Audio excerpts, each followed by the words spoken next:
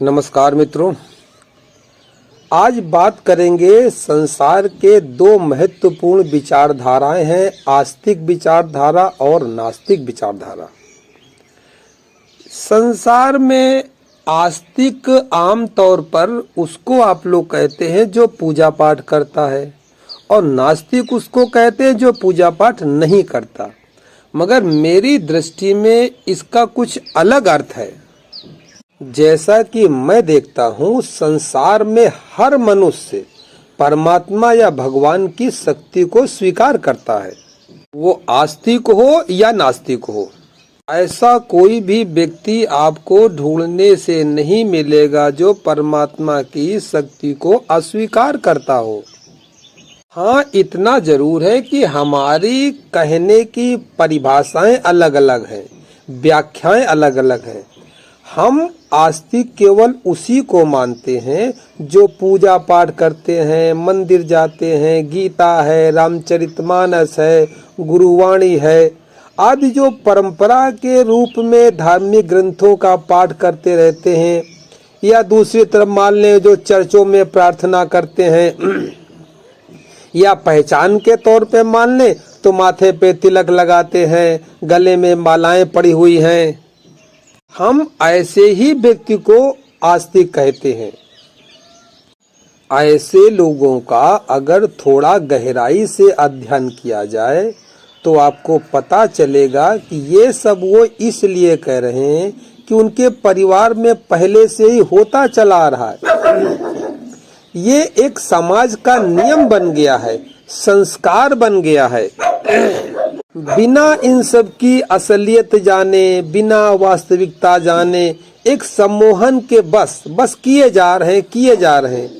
अब ये कहो कि उनके लिए प्रभु की कोई तड़प भीतर है, परमात्मा की कोई प्यास भीतर है, ऐसा नहीं है। बस देखा देखी कर रहे हैं। जीवन में कुछ कमी आ गई, मन की इच्छा के अनुसार काम पूरा नहीं हुआ, इसलिए भी सभी लोग अधिकांश ये सब करते रहते हैं। इसी कारण तो जब एक अपना इष्ट बना लिया, एक देवी देवता बना लिया, एक मंदिर चले गए, वहां पूजा पाठ शुरू किया और अगर कुछ दिनों में काम नहीं बना तो उसको छोड़ करके दूसरे दरवाजे के देवता के दरवाजे कुंडी खटखटाने लगे, वहां जाने लगे और उससे भी काम नहीं बना तो उसको भी छोड़ दिया, तीसरे देवता के पीछे पड़ गए। अरे यहाँ तक छोड़िए, उससे भी काम नहीं बना तो अपने धर्म के विपरीत भी जो धर्म है उनके दरवाजे जाने लगे। ये सारे के सारे व्यक्ति धार्मिक नहीं है, स्वार्थी हैं। इन्हें परमात्मा से कोई मतलब नहीं है, केवल अपनी वासना पूर्ति, इच्छा पूर्ति से मतलब है बस। और इसीलिए वो पूजा पाठ जब तब करते हैं। क्या इनको आप धार्मिक कहेंगे या क्या इनको आप आस्तिक कहेंगे? यह आस्तिकता नहीं है, ये आस्तिकता का एक भ्रम है या कह लें कि झूठी आस्तिकता है। मेरे मोहल्ले में एक दीनानाथ का परिवार था। उस परिवार में मेरा बहुत ज्यादा आना जाना था। वहाँ केवल दीनानाथ को छोड़ करके और जब भी जितने भी सब लोग थे सब मेरा सम्मान करते थे, क्योंकि जैसे ही मैं घर में जाता था तो कोई न कोई धार्मिक प्रसंग जरूर छिड़ जाता था। लोग तर्क वितर्क करते हुए सत्संग की चर्चा करते रहते थे। दीनानाथ को इस बात से बहुत बुरा लगता था। वह मुझसे तार्किक चर्चाओं के कारण अंदर से ईर्षा करते थे। भीतर से, ऊपर से तो ठीक था मगर भीतर से जलते रहते थे, क्योंकि समाज की दृष्टि से, मोहल्ले की दृष्टि से वो बहुत धार्मिक प्रवृत्ति के व्यक्ति थे। लोग उनको बहुत धार्मिक मानते थे। भाई क्यों न माने, माथे पे चमचमाता हुआ तिलक लगा है, गले में एक नहीं कई मालाएं पड़ी हुई हैं, चंदन भी कई जगह लगा है, आपने देखा होगा लोग लगाते, कंठ में, बाजू में, सर में, कई जगह लगाते हैं। नौकरी से तो रिटायर हो चुके थे। पूरे दिन कोई काम तो उनके पास था नहीं, बस मोहल्ले में नारद मुनि का काम करते थे। लोगों में वह मतलब दीनानाथ से उसको लोग कम जानते थे, नारद मुनि के नाम से उनको लोग अधिक जानते थे। और मैं भी एक था। मैं भी जब जाता था तो केवल उन्हीं से मिलने जाता था। अब ये बात अलग है कि वह मुझसे कभी मिले नहीं। हमारे जाते ही कोई न कोई बहाना बनाकर बाहर चले जाते थे। एक बार सुबह सुबह मैं उनके घर पहुंच गया। पूछा तो पता चला कि पूजा कर रहे हैं। मैं इंतजार करता रहा कि आज तो मौका अच्छा मिला चर्चा के लिए, चर्चा करके ही जाऊंगा। मैं घंटे, 2 घंटे, 3 घंटे तक बैठा रहा, मगर उनकी पूजा ऐसी हुई कि समाप्त होने का नाम ही नहीं ले रही थी। साथ में मंत्रों की धुन भी बहुत जोर जोर से आ रही थी। बार बार रुक रुक कर घंटियों की आवाज सुनाई दे रही थी। इतनी देर में मुझे उनके कमरे में विभिन्न प्रकार की चालीसा और आरतियों की आवाज सुनाई देने लगी। इसका मतलब अपनी धार्मिकता को दिखाने के लिए आज मेरे सामने सब कर डालेंगे, जितनी पूजा पाठ उनको मालूम है। ये सब जब मैंने देखा तो मैं उठ करके चला गया। बिल्कुल उसके अगले दिन जब सुबह सुबह उनके घर में गया और उनसे घर में पूछा तो पता चला कि उनकी पूजा पाठ तो हमेशा फटाफट निपट जाती थी। वह स्नान करने के पश्चात भगवान के मंदिर से मालाएं उठाकर पहन लेते थे, चंदन आदि लगाकर बाहर निकल जाते थे। हाँ, इतना जरूर था कि जब कोई घर में मित्र आ जाएं, मेहमान आ जाएं, रिश्तेदार आ जाएं, तो उनकी पूजा कितनी देर चल जाए ये कुछ कहा नहीं जा सकता, ये कोई नहीं जानता। अब हमें ये बताइए, इसे आप आस्तिक कहेंगे कि नास्तिक कहेंगे? इनके काम को, कर्म को देखते हुए इनके अंदर आस्तिकता का भाव कहेंगे कि नास्तिकता का भाव कहेंगे? क्या ऐसा नहीं लगता कि यह समाज की दृष्टि में आस्तिकता के नाम पे एक धोखा देना है? मेरे देखे आस्तिक वो व्यक्ति है जो कुदरत की करामात से, ब्रह्मांड के इस रहस्य से आश्चर्यचकित हो।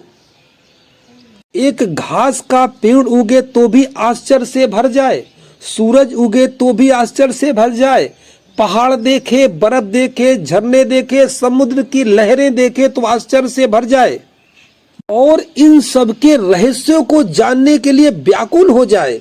उसी को कहते हैं कि प्रभु की प्यास के लिए तड़प जाए।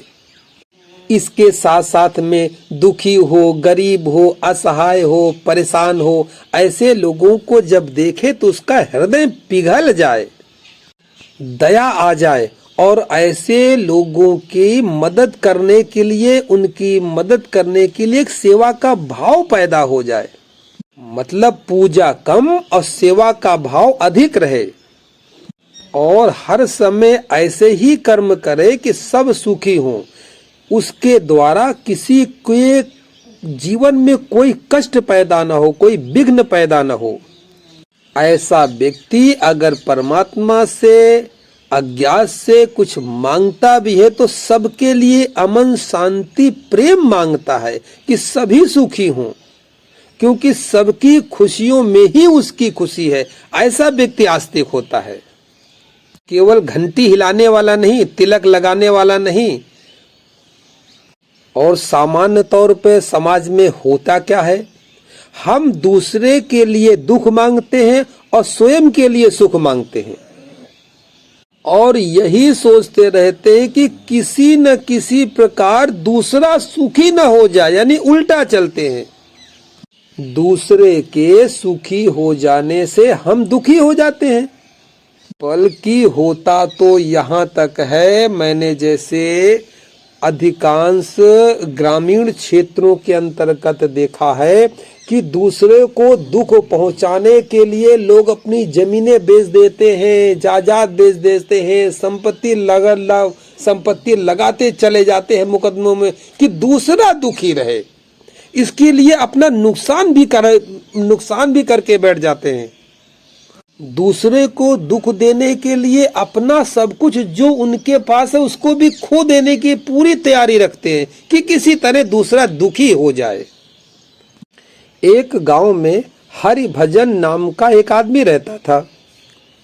उसने भगवान की घोर तपस्या की, भगवान प्रकट हो गए और बोले कि तुम्हें क्या चाहिए, कोई न कोई वरदान ले लो। वह बोला, मैं बहुत दुखी व्यक्ति हूं, आप मुझे ऐसा आशीर्वाद दे दीजिए कि मैं जो चाहूं वो हो जाए, इससे मेरा दुख दूर हो जाएगा, मैं आराम से जीवन यापन अपना करता रहूंगा। भगवान बोले, आयो मस्तु, और प्रसाद के तौर पे उसको एक शंख दे दिया। बोले कि यह शंख लो, जब कभी इस शंख को बजाकर जो तुम कुछ भी मांगोगे वो तुमको मिल जाएगा। बस इतना सुनते ही हरि भजन का चेहरा प्रसन्नता से खिल गया। अब भगवान ने कहा कि अभी एक बात और सुन लो, जो तुम्हें मिलेगा उसका दुगना तुम्हारे पड़ोसी को बिना मांगे मिल जाएगा, इसमें ये बात और है। बस अब क्या था, अब तो हरि भजन का चेहरा देखने लायक था। चेहरे की रंगत फीकी पड़ गई, काटो तो खून नहीं, चेहरा उदास हो गया। बस इतना करके भगवान अंतर्ध्यान हो गए। अरे यहाँ संसार में अपने से ज्यादा सुखी कौन किसको देख सकता है। यहाँ तो लोग अपना नुकसान करके भी दूसरे को दुखी देखना ही चाहते हैं। उसने सोचा तपस्या बेकार हो गई, भगवान का आशीर्वाद तो खराब हो ही गया। उसकी सुख दुख की अब परिभाषा ही बदल गई। अब विचार करने लगा कि अब हम कैसे सुखी होंगे, क्योंकि हमारे पास कोई वस्तु अगर हम मांगेंगे तो पड़ोसी को बिना मांगे दुगनी मिल जाएगी। अब सुख कहाँ रहा, सुख तो समाप्त हो गया। इस कारण हरि भजन अब पहले से भी ज्यादा दुखी और उदास रहने लगा। अब उसको देखकर उसके मित्र दीनानाथ बोले, हरि भजन आजकल कैसे परेशान हो, दुखी और उदास दिखते हो, क्या हो गया है, कैसे परेशान हो। हरि भजन ने पूरी कहानी सुनाई। दीनानाथ बोले, इसमें दुखी होने वाली क्या बात है, परेशान मत हो। अरे हम तो हैं, हम तुम्हारे किस दिन काम आएंगे, अभी रास्ता निकालते हैं। दीनानाथ बोले कि बजाओ मेरे सामने शंख और मांगो कि मेरी एक आंख फूट जाए। बस इतना सुनते ही हरि भजन चौंक कर बोला, क्या कहते हो। दीनानाथ बोले, चिंता मत करो, तुम्हारी एक फूटेगी तो तुम्हारी पड़ोसी की दोनों फूट जाएंगी।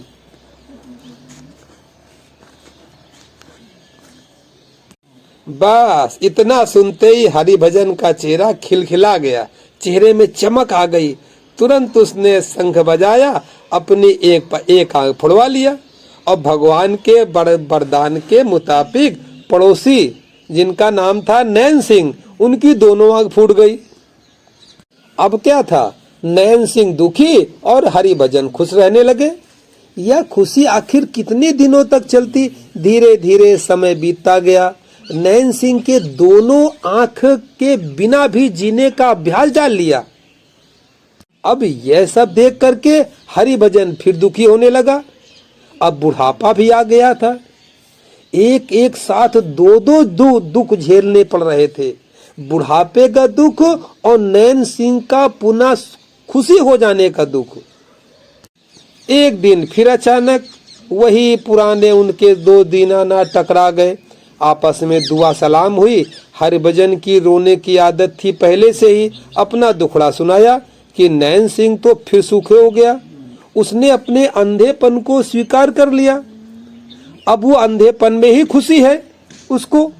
अब वह फिर से मस्त रहने लगा है।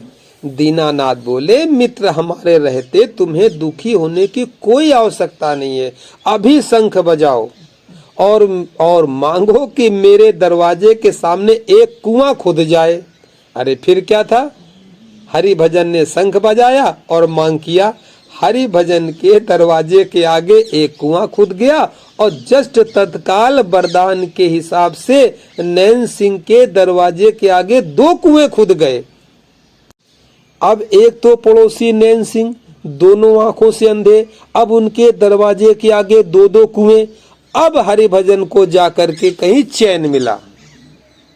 अब बताइए, दीनानाथ को आप आस्तिक व्यक्ति कहेंगे? घंटों पूजा करना, घंटी बजाना, आरती पढ़ना, चालीसा पढ़ना, उनकी वो आस्तिक निकले आपकी दृष्टि से कि नास्तिक निकले? इस दुनिया में जैसे लोग होते हैं, उनके जोड़ीदार भी, राय देने वाले भी वैसे ही मिल जाते हैं। इतना सुंदर वरदान मिलने के बावजूद भी भजन लाल जीवन में कभी खुश नहीं रहा, सारा जीवन अभाव में काटा।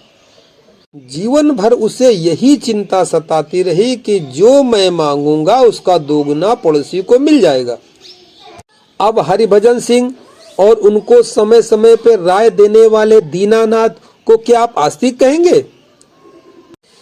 इस प्रकार आस्तिकता और नास्तिकता मनुष्य के ये अंतःकरण की भाव दशाएं हैं। दिल रंगा नहीं उस रंग में, क्या है कपड़े रंगने में। जब तक दिल पे रहे दलगिरी, फिकर किया फिर कहाँ फकीरी। घर छोड़ा क्या पाई पीरी, हाँ घर छोड़ा क्या पाई पीरी। दुश्मन पांचू तेरे संग में, क्यों सोवे कूढ़ अंगने में। दिल रंगा नहीं उस रंग में, क्या है कपड़े रंगने में। मकर करे यारू फकर कहावे, रे फकीर क्यों लोग हंसावे। तुझे फकीरी कहीं न पावे, हाँ तुझे फकीरी कहीं न पावे। अब समझाऊं सुध नंग में, खुश रहो टुकड़े मंगने में। दिल रंगा नहीं उस रंग में, क्या है कपड़े मंगने में। छोटे से कुछ छोटा होकर, पीले पांसद गुरु के धोकर। लगे किसी मुर्शद की ठोकर, हाँ लगे किसी मुर्शद की ठोकर। दिल दरिया वो उमंग में, खर मन को धसने में। दिल रंगा नहीं उस रंग में, क्या है कपड़े रंगने में।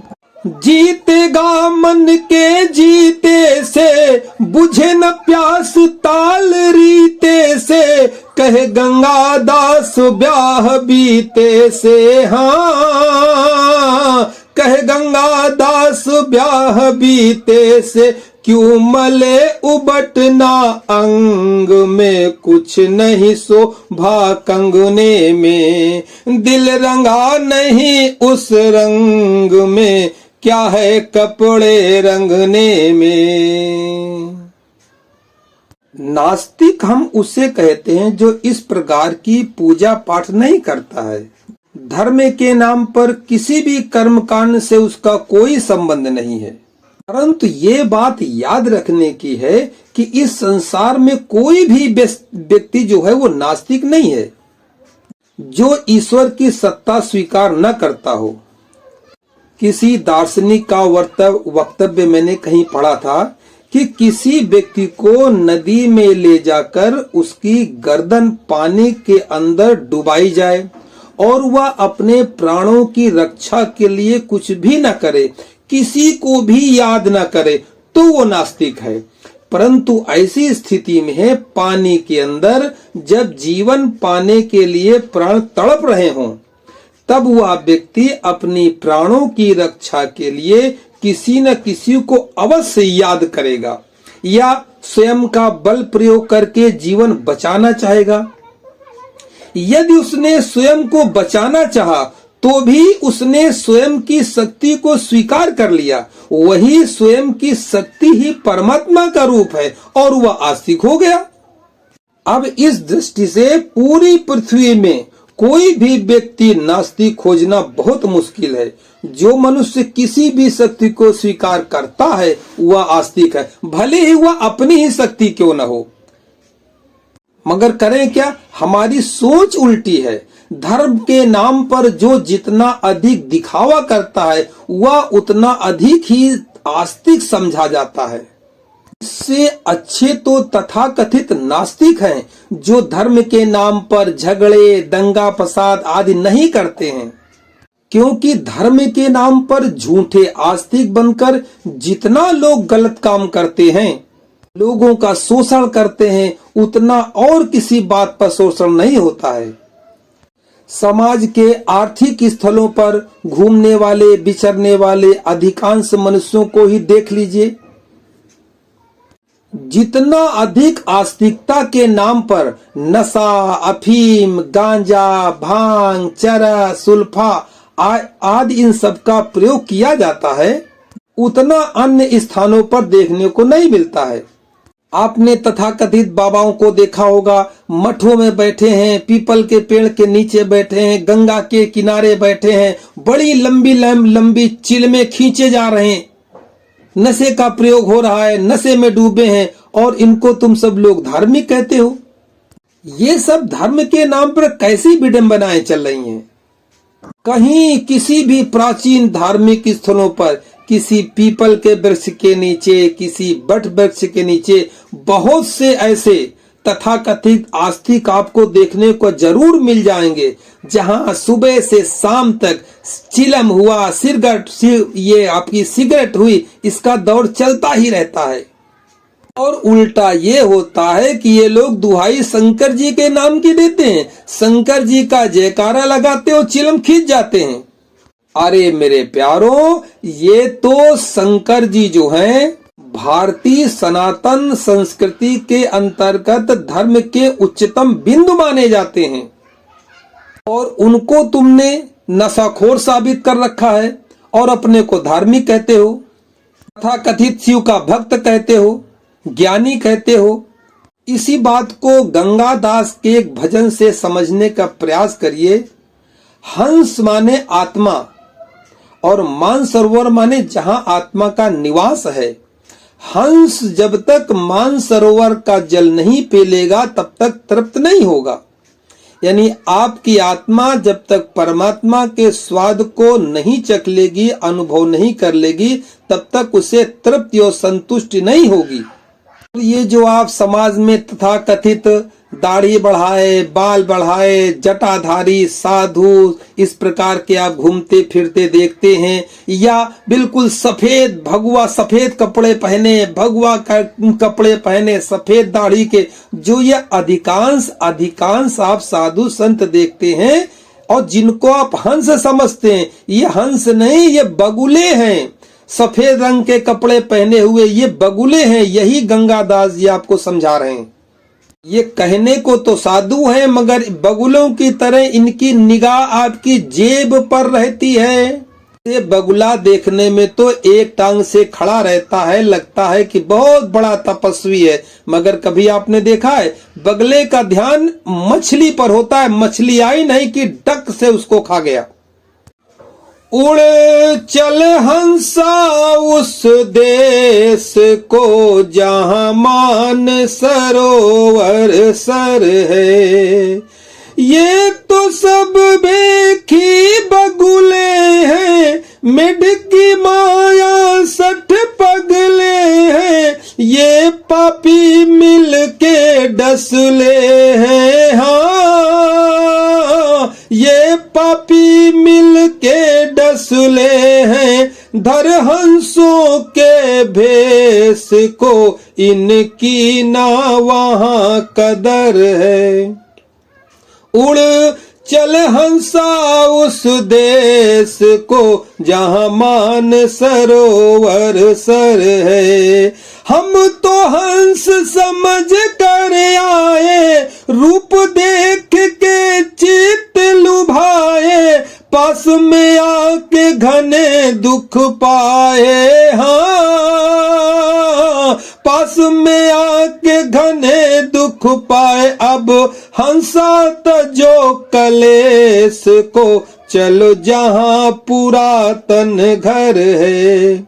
उड़ चल हंसा उस देश को जहां मान सरोवर सर है हरी।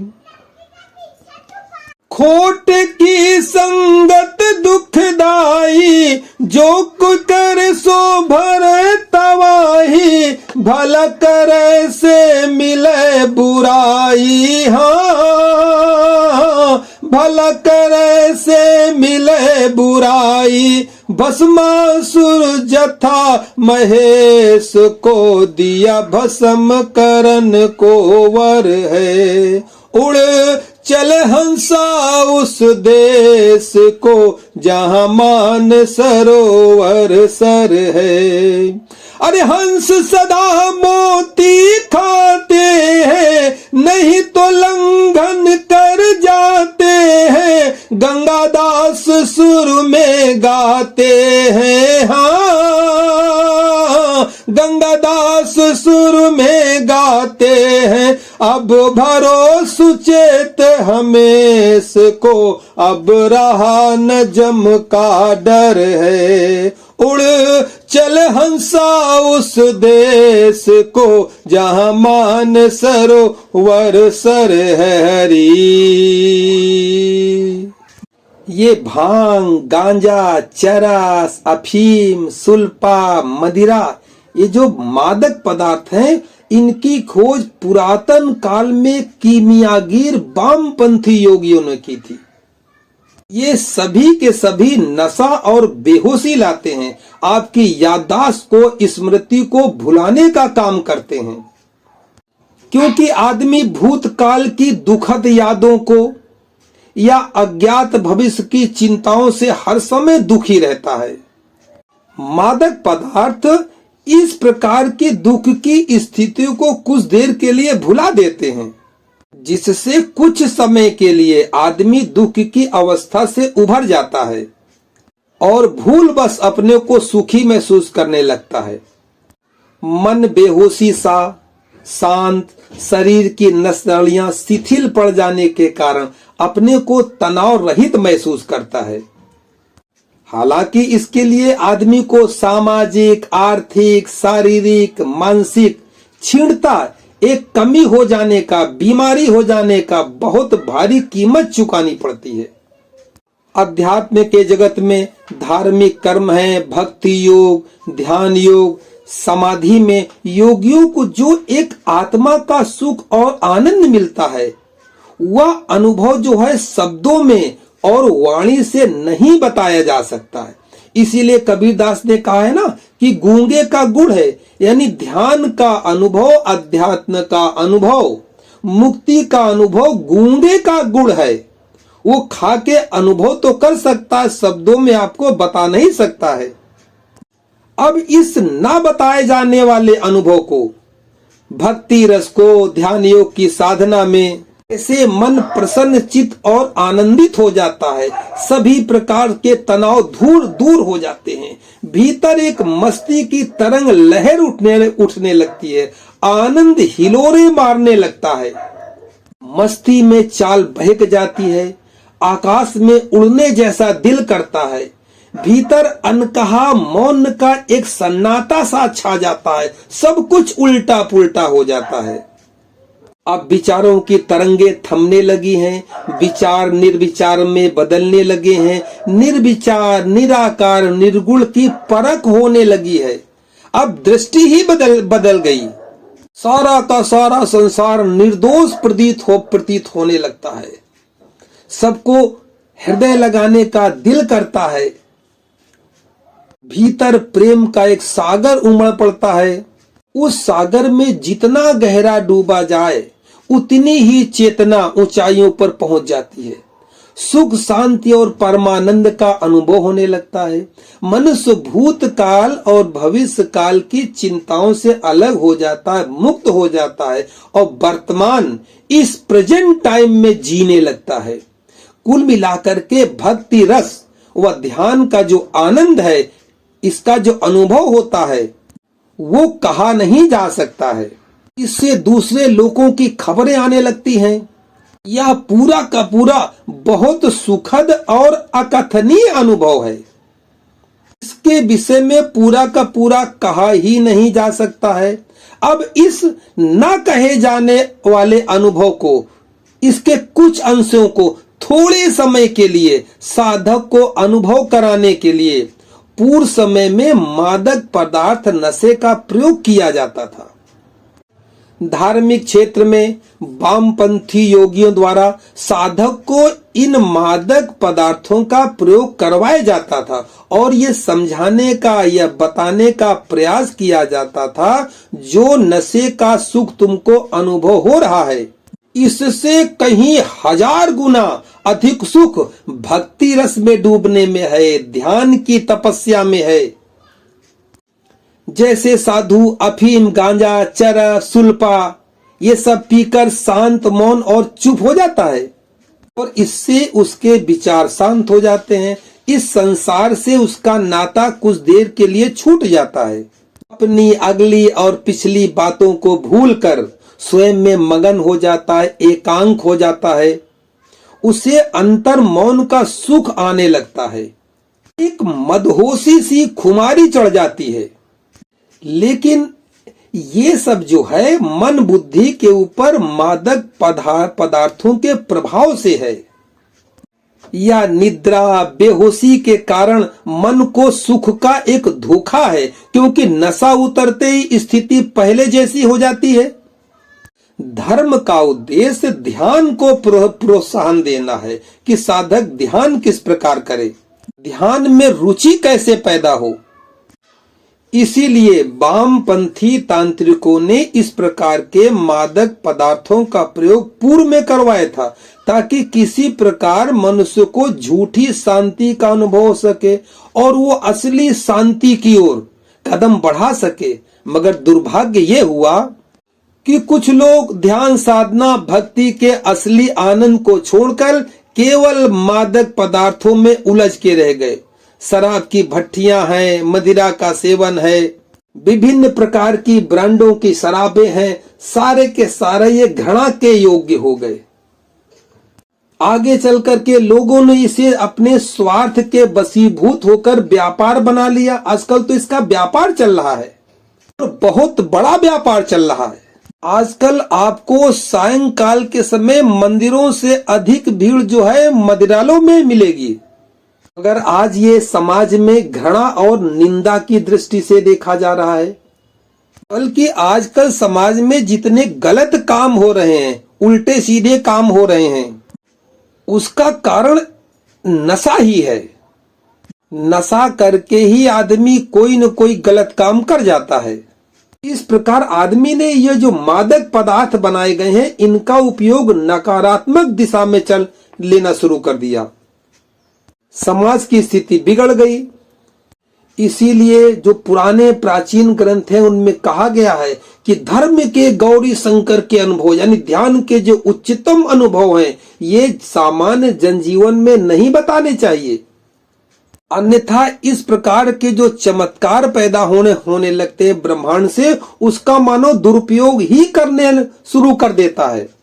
इसीलिए ध्यान का अभ्यास गुरु लोग धीरे धीरे करवाते हैं। एकदम बिल्कुल चोटी के ध्यान की विद्याएं आपको देते नहीं है, धीरे धीरे करवाते हैं। धीरे धीरे आपको सरल, सच्चा, ईमानदार जैसे जैसे आप बनते चले जाते हैं, फिर उस आनंद को लेना शुरू करते हैं। अब जो आपके ब्रह्मांड की शक्तियां आपके ऊपर उतरेंगी, उनका जो काम करेंगे वो सकारात्मक दृष्टि से ही उनका आप प्रयोग करेंगे। भारत धर्म प्रधान देश है। यहाँ भक्ति और ध्यान का नशा अगर देखना है तो तीर्थ स्थानों पे हरिद्वार है, प्रयाग है, उज्जैन है, नासिक है। यहाँ जाकर के देखिए, कभी महाकुंभ और अर्धकुंभ में देखा जा सकता है। वहां तलाश करने पर जब आप अच्छी तरह खोज करेंगे तो बहुत सारे साधु संत सिद्ध महात्मा आपको ऐसे मिल जाएंगे जो मादक पदार्थों से बिल्कुल दूर हैं और एकांत में ध्यान के नशे में मस्त और आनंद में डूबे रहते हैं।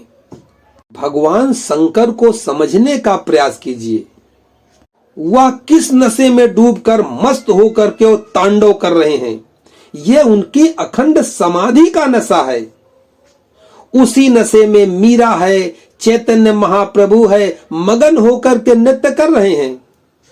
आपने भी कभी कभी अनुभव किया होगा, किसी किसी भजन में, कीर्तन में, सत्संग में जब आनंद आने लगता है, आप भाव विभोर होकर झूमने लगते हैं।